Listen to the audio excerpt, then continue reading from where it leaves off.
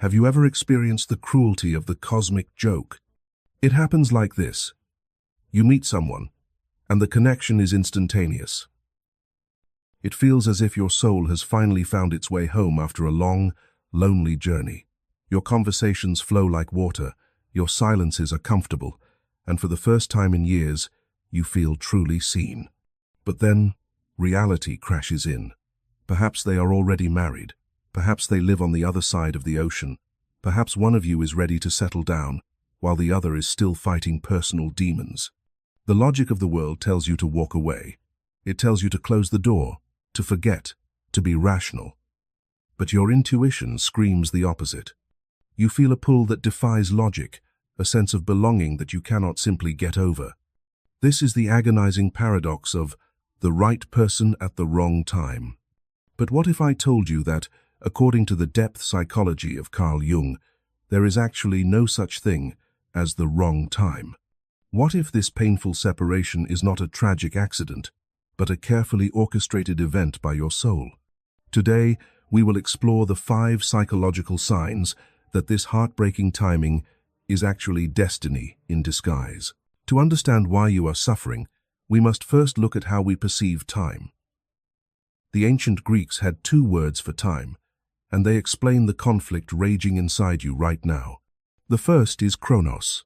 This is clock time. It is linear, logical, and relentless. It is the calendar on your wall that says you are 30 years old. It is the societal pressure that says you should be married by now, or that you have wasted years on the wrong people. Chronos is where your ego lives. Your ego is obsessed with schedules, possession, and security. When you look at your situation through the lens of Chronos, it looks like a tragedy. You think, I found them too late, or we missed our chance. But there is a second type of time, Kairos. Kairos is God's time. It is deep time. It is not about the quantity of minutes, but the quality of the moment. In the realm of the soul, or what Jung called the self-clocks, do not exist. There is only ripeness. Carl Jung believed that the psyche seeks one thing above all else, wholeness. He called this process individuation. From this perspective, the wrong time is an illusion. Consider this. If you had met this person 5 years ago, before your heart was broken by others, would you have recognized their depth? Probably not. You might have walked right past them. Conversely, if you forced a union right now, while you are both still carrying unhealed baggage, you might destroy each other. The universe, in its infinite wisdom, often introduces us to our soulmates before we are ready to keep them. This separation is not a punishment. It is a protection. It is an incubation period designed to prepare you for a love that is too powerful for your current container to hold. So, how do you know if this is just a tragic crush or a crucial part of your soul's journey? Here are the 5 signs. Sign number 1. The mirror of projection.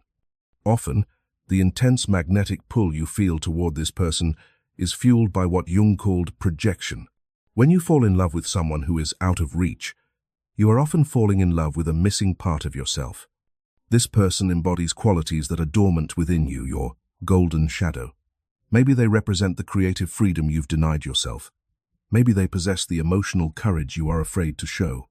The universe has separated you physically because, right now, you are trying to find wholeness through them, rather than in them. If you were together right now, this would not be love. It would be dependency. You would feed off their light, instead of igniting your own. The pain of their absence is a demand from your soul. It is forcing you to withdraw that projection. It is saying, do not just admire this quality in them, cultivate it in yourself. The timing is wrong because you still have work to do. You must become the person you are looking for. The universe waits until 2 complete individuals can meet, not 2 halves trying to make a whole. Sign number 2. The necessary destruction and the dark night of the soul. A true soul connection does not always bring peace. Initially, it brings a sword. This person has entered your life not to settle down with you, but to wake you up. They act as a catalyst, a lightning bolt striking the tower of your old life.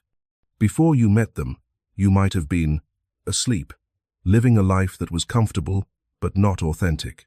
You were following the script written by society, your parents, or your fear.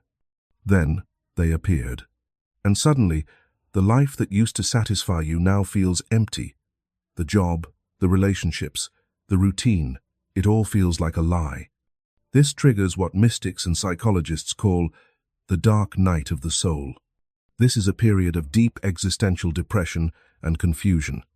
You feel lost because your old ego structure is dying, but the new self has not yet been born.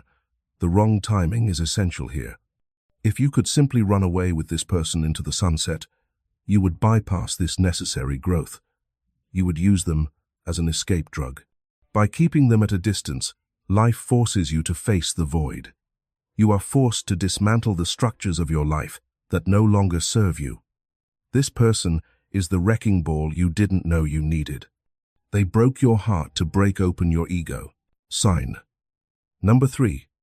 The Anima and Animus connection. Why is the attraction so illogical? Why does it defy all reason? Jung offers a profound answer. Jung taught that every man carries a feminine image within his psyche, the anima, and every woman carries a masculine image, the animus.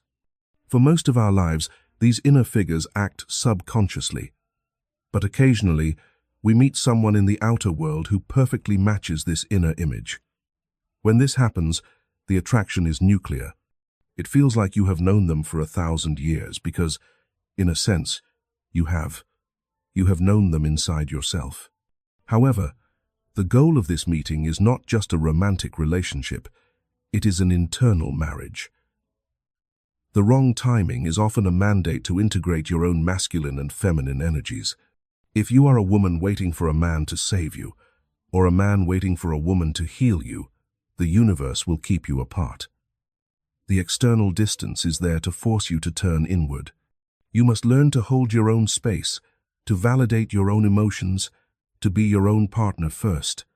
When you stop looking for the anima or animus out there and find it in here, the desperate neediness fades. And paradoxically, that is often when the external blockages begin to dissolve. Sign. Number 4. Synchronicity. This is perhaps the most haunting sign of all. You decide to let go. You tell yourself, it's over. I need to move on. You delete their number. You focus on your work.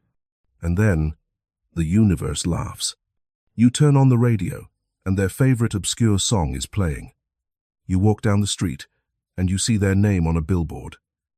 You look at the clock, and it is 11:11, or their birth date. You dream of them with vivid, hyper-real clarity, and the next day you feel their energy as if they are standing next to you. Jung called this synchronicity, meaningful coincidences that cannot be explained by cause and effect.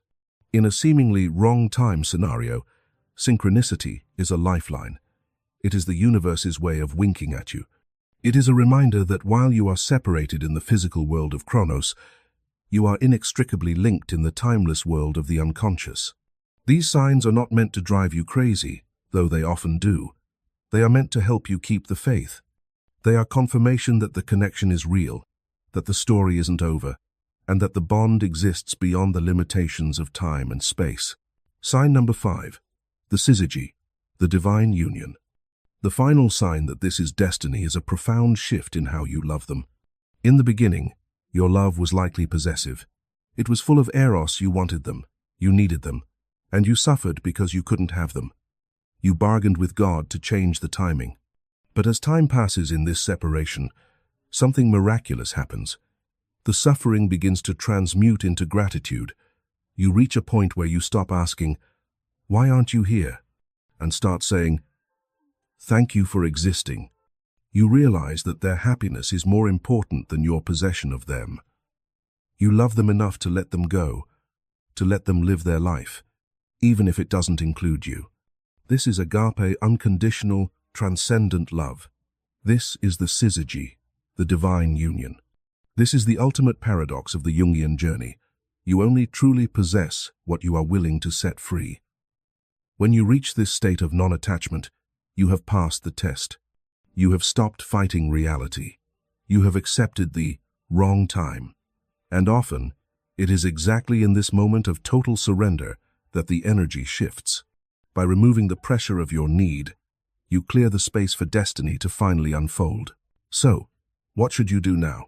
If you recognize these signs, you are not the victim of a cruel accident. You are an initiate in a profound spiritual process. The timing is not wrong. It is simply not yet. But this does not mean you should sit by the window and wait. Jungian psychology advocates for active participation in your own life. Do not put your life on hold. Do not leave an empty chair at your table for a ghost. This is the time for active waiting. Build your life. Pursue your passions. Heal your childhood traumas. Become the person you were meant to be. Tend to your own garden. If this person is truly your destiny, they will eventually find their way back to you. And when they do, they will be welcomed into a garden that is in full bloom, not a wasteland of waiting. Or, perhaps even more beautifully, you will become so whole, so complete in yourself, that the specific outcome no longer matters. You will attract a love that reflects your new vibration, whether it is them returning as a healed person or someone new who meets you at this higher level. Trust the timing of your life. The universe does not make mistakes. As the old saying goes, what is meant for you will not pass you by. If this message found you at the exact moment you needed to hear it, please like this video. It helps the algorithm guide other lost souls to this sanctuary. And if you are ready to dive deeper into the mysteries of your